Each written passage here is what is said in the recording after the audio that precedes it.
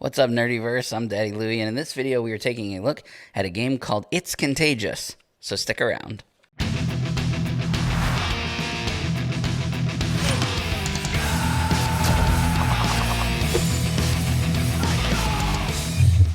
Before we get started, if you enjoy this video, please give it a thumbs up. Make sure that you subscribe for more content and hit that bell icon so you don't miss any future videos. It's Contagious is an upcoming Kickstarter launching on November 16th. It is for 2 to 6 players. It is for ages 7 and up and takes around 10 minutes to play. The game takes a lot of inspiration from games like Escalation and Uno, but it adds new powers into the game to kind of mix the two together and give us a new flavor of game here. It does have a coronavirus, a COVID-19 theme. You can see the little virus guy here, but it does it in a light way to where, it's not going to offend anybody or it's not going to upset anybody if you've had personal issues with COVID or things like that. The family that designed this game, they had parents who were affected by COVID. They use this game as a way of coping, so they definitely hold those things near and dear to their heart. And they don't do anything in a negative way here in this game. It's very light, very fun, and very family-friendly. You're going to play cards in order to raise the total of the center pile, what they call the viral load.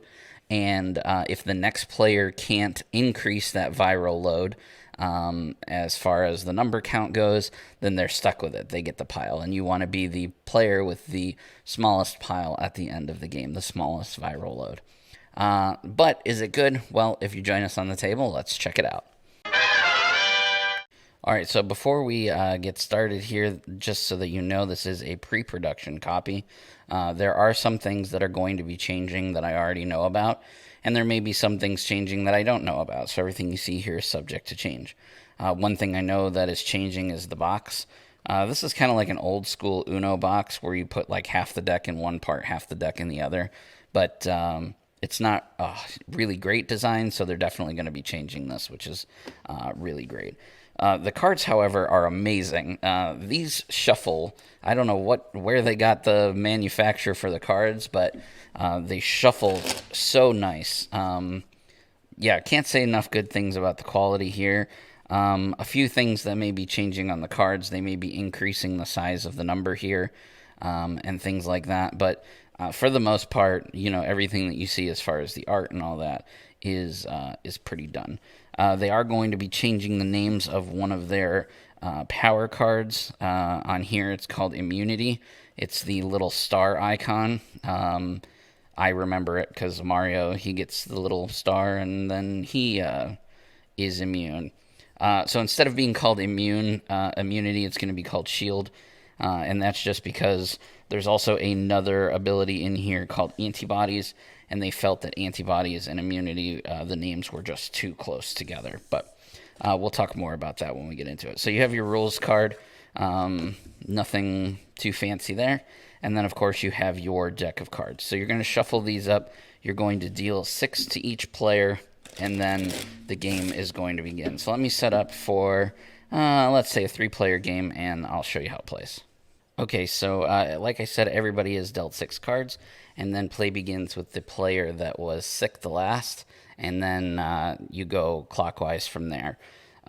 So basically here what you're trying to do is you're just trying to start a pile with some cards, and you're going to say out loud what the total is. You can stack like numbers together, so these two 2s here I could use together to be 4. And then this 2 to 8 is actually a wild card. I can use that to be any number 2 through 8. So to start off, I could say 4 and pass to the next player, and then I need to draw back up to 6 when I'm done. So I draw back up to 6, and now 4 to the next player. The next player needs to beat 4, so they need to play a 5. Doesn't have a 5 here or a 6, so maybe they'll go 7. Draw a card, pass to the next player. So you can kind of see how the flow goes. So now we're at 7, so the next player has to play 8. I could play these 2 4s as an 8 if I wanted to, but I'm going to just play an 8 and draw a card and say 8 out loud. Next player here I actually, look at that. I don't have anything higher than an 8, right? So I don't have an 8, or higher than an 8, so I don't have a 9. And this wild only goes up to 8, but I do have 3 6s, which played together would make an 18. So I can actually play the 18 over the 8. So now it's 18 to this player. I get 3 cards, 1, 2, 3. And this player needs to be able to beat 18, which, looking at the cards, they cannot. There's nothing that they could do. They could combine these for a 4. They have no special cards in their hand. So unfortunately, they are going to take this as the viral load. They're going to pick up the entire stack, and they're going to place it on their side of the board, just so that they can keep count of how many cards they have. And then play goes back to the player that just bested the other player. So it would be this player's turn again. So I would start with something like maybe a 3, just to keep it low. And then I would go to this player. So you can kind of see how that works and how this player has a 3. So I'm going to play 2 2s together for 4, draw 2 cards. And we're going to keep going here. So that was a 4. I can play a 5, draw a card, and there you go. So that's how play works. So there are other games that play like this. So what is the thing that makes it different? Well, it's what they call exceptions, right? Or their power cards. They have a bunch of different power cards. I'm going to go through all of them right now to explain it. The only other thing that I want to mention before I talk about the exceptions or the power cards is matched play. So on your turn, you can match the topmost card in the pile, which adds the value of the previous turn. So, for example, this guy played a 5. If I had a 5 in my hand, which I do, I could play the 5 on top of it to make 10. So now it goes 10 to this player. The only way that you can do that, though, is if the card matches. So like in the case where we had the 3 6s and I laid that for 18, you could add another 6. But you can't add 2 6s. It's one card. You can't do you can't dump. If I had 3 5s in my hand, I wouldn't be able to play all 3 5s to make 20, for example. So that's the only other thing that I want to mention about the gameplay. Now let's talk about the exceptions. All right, so lastly, let's talk about the power cards here, or the exceptions that you're going to be using in the game in order to basically spice stuff up. So the first one we kind of already mentioned, that's the wild card. It shows the 2 through 8, and it can be played on its own with a value of 2 through 8, chosen by the player or played with other cards. So, if you had, 3 6s, you could play this as a 6 as well to make it 4 6s, just as an example. So that's what the wild card does. Next, you have immunity. Immunity is, again, the name's going to change because it was too close to antibodies. But when played, the play passes over you. So it basically just makes you immune from having to play a card, which is nice in cases like you saw there where I had no other play. An immunity card would allow you to, for the value basically to be played over you to the next player. This one here with the little rotating arrow, this is called blowback. When played, it reverses the direction of flow. So this is like a reverse card in Uno, basically. This little arrow going down, this is flatten the curve. When played, you're going to immediately start playing cards under the value as opposed to over the value. So this changes the way that the game is played. So instead of needing to beat the value, you need to be under the value. So for example, if the value is 5, you play this. Now instead of beating 5, you need to get under a 5. And that stays for the remainder of the round until somebody has to take the viral load, and then everything is switched from there. The same goes with the blowback. So when the blowback is played, the direction of the game changes for the rest of the game, not just that round, until somebody else plays a new blowback card. Whereas flatten the curve, it stays that way until that round is over with. Somebody takes the viral load, and then everything resets back to normal. Contagion, this is, I believe there's only one in the entire deck. When you play this card, you are allowed to take the pile of cards that are there and basically give them to any player that you want. So you're basically forcing a player to take the stack of cards. This is a good way to basically turn the game around in your favor. If somebody just hasn't had to pick up a whole lot of cards, you can force them to do that. And then last but not least is antibodies. This has a little heart in the corner. And this card, when plays, allows players to add their entire stack of the viral load to the bottom of the current pile in play and pass the pile value to the next player. So it's immunity. So it does this, the same as the star, the same as the shield, where that it lets you skip your turn, but it also takes your entire stack of viral load cards and basically put them back into the pile so that you have nothing. So again, really, really strong.